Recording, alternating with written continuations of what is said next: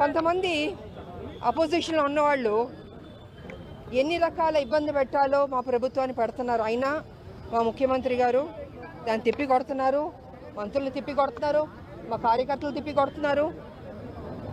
వీళ్ళ ఆటలు చెల్లవు. ఎందుకంటే 7 లక్షల కోట్లకు అప్పుకెళ్ళిపోయింది ఈ రాష్ట్రం. ఎవరి వల్ల అంటే కేసీఆర్ గారి పుణ్యం అంటూ. మరి ఇంత 7 లక్షల కోట్లకు అప్పుకెళ్ళిన రాష్ట్రాన్ని సెటరేట్ చేయాలంటే డెఫినెట్గా టైం పడుతుంది. ఓవర్ నైట్లో అది అద్భుతాలు జరగాలంటే కుదరదు. ఖజానా మొత్తం ఖాళీ చేశాడు.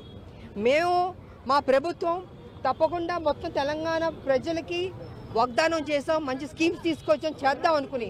కానీ ఇక్కడ ఖజానా చూస్తే మొత్తం ఖాళీ చేసి పెట్టాడు. అయినా ముఖ్యమంత్రి గారు కింద మీద పడన్నా దానికి ఫుల్ఫిల్ చేయాలి. ఏ ప్రామిసెస్ చేసాం మనం తెలంగాణ ప్రజలకి అది ఫుల్ఫిల్ చేయాలన్న ఒక దృఢ సంకల్పంతో, మంచి మనసుతోటి ఆయన మ్యాక్సిమం ట్రై చేస్తున్నాడు. సో తప్పకుండా మంచి జరుగుతుంది మా తెలంగాణ అనుకుని నేను తెలియజేసుకుంటున్నాను. విజయశాంతి గారు ప్రభుత్వం వచ్చినప్పటి నుంచి రాజకీయాలకు దూరంగా ఉన్నారు. ఒక్క నిమిషం. నేను 14లో పనిచేశాను, 18లో పనిచేశాను, కాంగ్రెస్కి 19లో పనిచేశాను, 20 పనిచేశాను, 23 పనిచేశాను. ఎక్కువ పనిచేసింది నేనే. కానీ ఏనాడు నాకు ఇది కావాలని నేను ఏం అడగలేదు. హైకమాండ్ నాకు ఆఫర్ చేసినా నాకు వద్దు, నేను ముందు పనిచేస్తాను నా పార్టీ కానీ పనిచేస్తాను.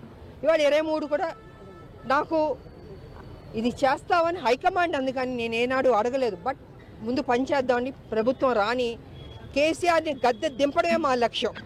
అందుకే ఇన్ని సంవత్సరాలు మేము ముందుకు వెళ్తూ ఉన్నాం, పోరాడుతూ ఉన్నాం. అదేవిధంగా ముఖ్యమంత్రి గారు కూడా అమ్మ రావాలని ఆయన కూడా నన్ను ఆహ్వానించారు. సో ఆయన ఆహ్వానం మేరకు నేను కాంగ్రెస్ పార్టీలో మళ్ళీ తిరిగి రావడం జరిగింది. అండ్ 23 ఎన్నికల్లో నేను ప్రచారం చేశాను, పనిచేశాను. పార్టీ హైకమాండ్ ఎప్పుడు ఏ నిర్ణయం తీసుకుంటుందో, ఎప్పుడు ఏం చేయాలనుకుంటుందో, ఎవరికి ఏం బాధ్యత ఇవ్వాలనుకుంటుందో అది ఇస్తుంది.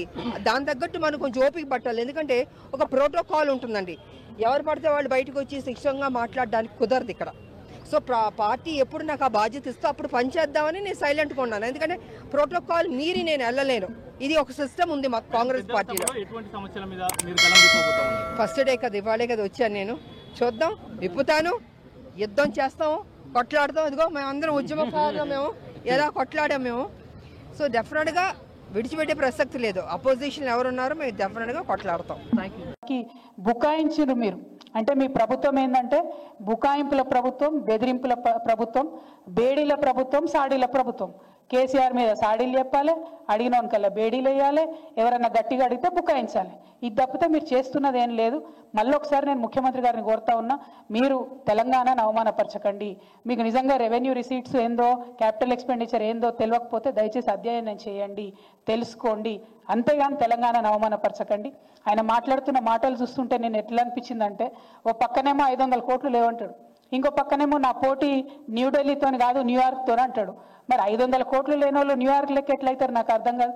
అంటే విషయం ఏంటంటే ఆయనకు సబ్జెక్టు లేదు, ఆబ్జెక్టు లేదు, అంతా బబ్రాజమాదం బదగోవిందం అన్నట్టు అవుతుంది పరిస్థితి తప్పితే ఇంకోటి ఏం లేదు. నేను ముఖ్యమంత్రి గారిని మళ్ళీ కోరుతున్నా, మీరు బాధ్యతాయుతమైన పొజిషన్లో ఉన్నారు, తెలంగాణను అవమానం చేయకండి. తెలంగాణలో మంచి పొజిషన్లో ఉన్నారు, దాన్ని అట్లా నిలబెట్టండి, ముందుకు తీసుకెళ్ళండి. బాధ్యత గల ప్రతిపక్షంగా మేమందరం కూడా మీకు అండగా ఉంటాం. కానీ అవమానిస్తే మాత్రం ఊరుకునేది లేదని చెప్పి మేము ప్రభుత్వాన్ని హెచ్చరిక